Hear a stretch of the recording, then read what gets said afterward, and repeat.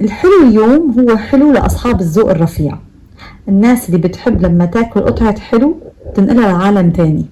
مهما كنتوا متضايقين ولا زعلانين ولا أي شيء، لقمة من هالحلو بتخليكم تغيروا المود تماما.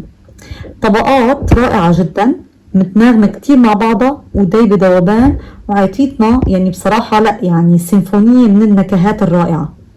هلا هذا الحلو اسمه حلو طبقات السميد والكنافة.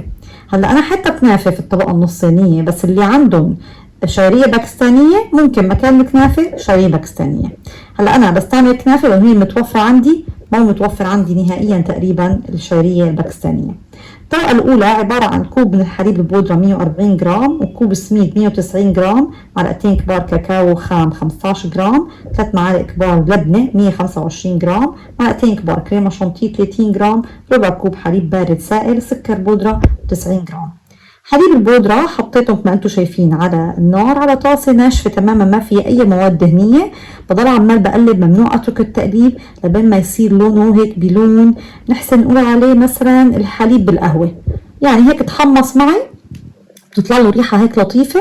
لا تزودوا أكتر وإلا بيتحرق، وإذا اتحرق بتحول معكم لطعم مر كتير بشع. السميد الناعم كمان نفس الطريقة، بحمصه من غير أي مادة دسمة ليغير لونه وتلاقوه كمان شقر.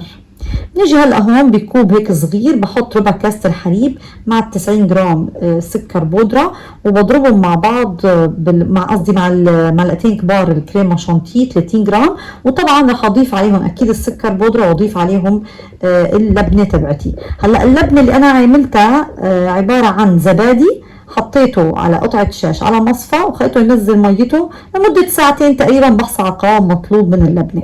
او تحبي بقى تستعملي علبة قشطة كمان كتير ممتاز. هلا انا بستعمل اللبنة بصراحة مكان علب القشطة المعلبة، خفيف ونفس الطعم ورائع جدا، يعني جربوا موضوع اللبنة كتير تنبسطوا فيه. هلا نزلت المزيج على السميد اللي هو مخلوط مع الحليب البودرة وقلبتهم لغاية طبعا ما اختلطوا تماما. وانا حبيت هون استعمل هذا الاطار المعدني، انت ممكن تستعملي على فكرة طبق بايركس، ممكن تستعملي اي قالب كيك، الشيء اللي بيريحك. بس هذا الاطار المعدني انا بحبه لانه بصراحة يعني بعد ما بشيله بقطع الحلو بالتقطيعة اللي انا بدي اياها.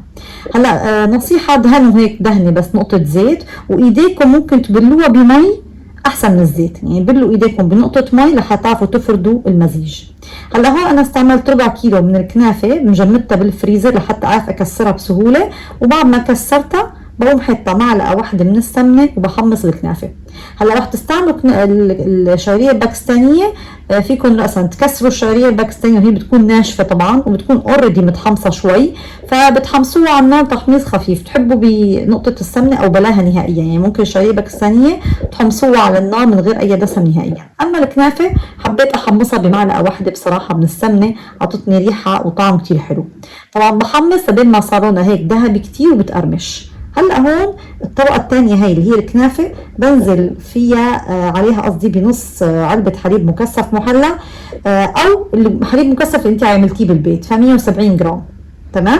فانا بصراحة بعمل حليب مكثف في البيت فنزلت عليها ب 170 جرام من الحليب المكثف. لو ما عندك ميزان بتنزلي بالحليب المكثف بالتدريج لبين ما تحسيها تماسكت مع بعض الكنافة وفردناها. نيجي على الطبقة الأخيرة الشوكولا، رح أعمل جناش من غير كريمة سائلة، طريقة موفرة. ربع كوب حليب سائل 60 جرام، ومعلقة كبيرة من الزيت 10 جرامات، ومعلقتين كبار كريمة شانتيه يعني 25 ل 30 جرام من كريمة شانتيه. حطيت مع بعض الحليب والكريمة شانتيه البودرة والزيت، معلقة الزيت، وضربتهم بهاند بلندر، يعني ما ضروري على فكرة بالمضرب اللي هو مضرب البيض، هاند بلندر. انا مجرد بس خلطتهم مع بعض لانه بالاخير رح اسخنهم على النار لغاية ما يوصل لمرحلة الغليان. اول ما بوصل لمرحلة الغليان طبعا ممنوع اتركهم لانه الكمية كتير قليلة، فلازم ايدي معه تحريك مستمر ليغلي، وبقوم نازلة فيهم على الشوكولا. عندي 200 جرام من الشوكولا اللي كنت مقطعتها قطع صغيرة. اذا انا هون استعملت 200 جرام شوكولا خام او شوكولا بحليب، الشوكولا اللي بتريحك. هلا هون بصراحه كنت جايبت انا شوكولا للحلويات بس كانت يعني بالحليب، يعني ما يدارك تماما غامقه كتير المره، لا جبتها اللي هو بتكون لونها فاتح شوي. بعد ما فردتها بدخل بقى على الثلاجه، يعني الحلو تبعنا كله ما فيه فرن نهائيا، كله عبارة عن طبقات، بفرد الطبقة وبحط الطبقة اللي فوقها بعدها. هلا هون بقى مشان يعني اطالع، هلا انا الشوكولاته طبعا بعد ما جمدت بقدر اضغط عليها، ما في مشكله انه انا عامله جناش يعتبر تقيل، فضغطت عليها هيك بقطعه نايلون لحتى اعرف بس اسحب الاطار. طبعا الاطار لازم تكونوا حررتوه بسكينه من الاطراف. هلا هون المي السخنه مشان اخلي سكينتي يعني اول ما تلمس الشوكولا راسا تعطي علامه، فبسخن السكينه بالمي السخنه وضغطت بس اعطيت علامات، وببدا بقطع للاحجام اللي انا بدي اياها. انا عملتهم بصراحه مكعبات صغار، يعني انا عندي القالب هاد مقاسه 20 سم ب 20 سم مربع، فقطعت مثل ما انتم شايفين.